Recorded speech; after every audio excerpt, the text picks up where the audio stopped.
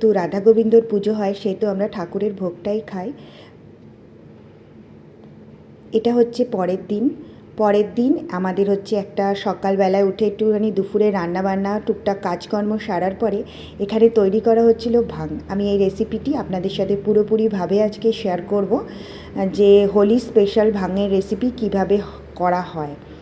প্রথমে সমস্ত এখানে দেখতে পাচ্ছেন ফলগুলো, সেগুলোকে ভালো করে ধুয়ে নেওয়া হয়েছিল। একটা বড় পাত্রেই তৈরি করা হচ্ছিল, যেহেতু আমাদের বাড়ির একদম নিচেই একটা পাড়াতে সবাই মিলে গোপাল পুজো করে, তো অনেক ছেলেপেলে আছে, অনেক লোকজন আছে, সবাই যাতে খেতে পারে সেই অনুপাতেই ভাংটা বানানো হয়েছিল। এখানে প্রথমে হাঁড়িতে দেওয়া হলো আঙুরের রস, তারপরে এখানে কিছু কাজু বাদাম আর কিশমিশ মিক্সিতে পিষাই করে নেওয়া হবে।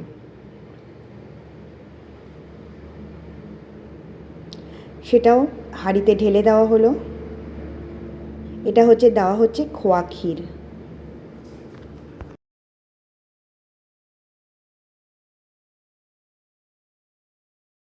তারপরে দিয়ে দেওয়া হলো দই। এখানে দিয়ে দেওয়া হলো রসগোল্লা আর রসগোল্লার রস। এগুলো সব কিছু কিছু মিক্সিতে পেস্ট করে নেওয়া হয়েছে, আর কিছু কিছু হাতের সাহায্যে ম্যাশ করে নেওয়া হচ্ছে। তারপরে দিয়ে দেওয়া হলো কলা, সেটাও আস্তে আস্তে ম্যাশ করে নেওয়া হবে।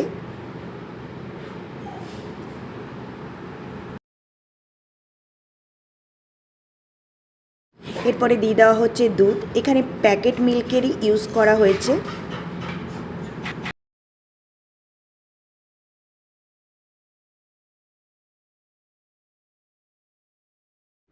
এটা হচ্ছে একদম ঠান্ডায়ের মেন ইনগ্রিডিয়েন্টস। এটা হচ্ছে সিদ্ধি পাতা। এটা হচ্ছে শুকনো সিদ্ধি পাতা, যেটা কালকে রাতে জলে ভিজিয়ে রাখা হয়েছিল।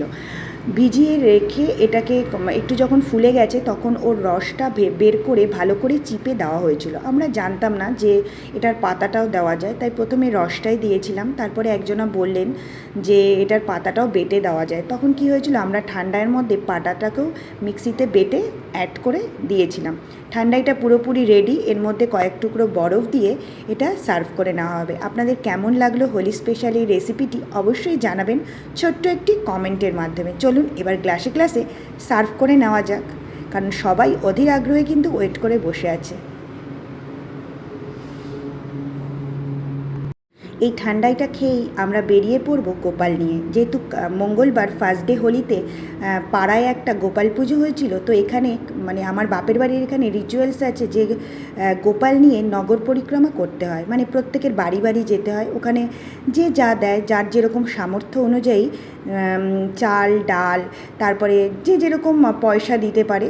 তো এটা একটা রিচুয়ালস, জাস্ট এখানে কাউকে কোনো চাপ দেওয়া হয় না, যে যেরকম পারে সেই অনুযায়ী দেয়। আমরা একটা আনন্দ বলতে পারেন যে সবার বাড়ি বাড়ি গোপালকে নিয়ে আমরা পরিক্রমা করি। তো এখানে সেটাই করা হচ্ছিল। আমিও গোপালের পায়ে একটুখানি আবির দিয়ে দিলাম, কারণ আমারও এটা ফার্স্ট টাইম। এর আগে আমি কিন্তু কোনো দিন দেখিনি, মানে আমার বিয়ের আগে এই রিচুয়ালসটা এটা আমাদের পাড়াতে এটা করা হতো না, অন্য জায়গায় হতো, কিন্তু আমাদের পাড়াতে হতো না, এই ফার্স্ট। এরপরে হোলি খেলে স্নান করে দুপুরের যে লাঞ্চ, মায়ের হাতের মাটন আর স্যালাড আর ভাত খেয়ে নিলাম। ভিডিওটা কেমন লাগলো জানাবেন। ভালো লাগলে লাইক কমেন্ট শেয়ার আর সাবস্ক্রাইব করে পাশে থাকার অনুরোধ রইল।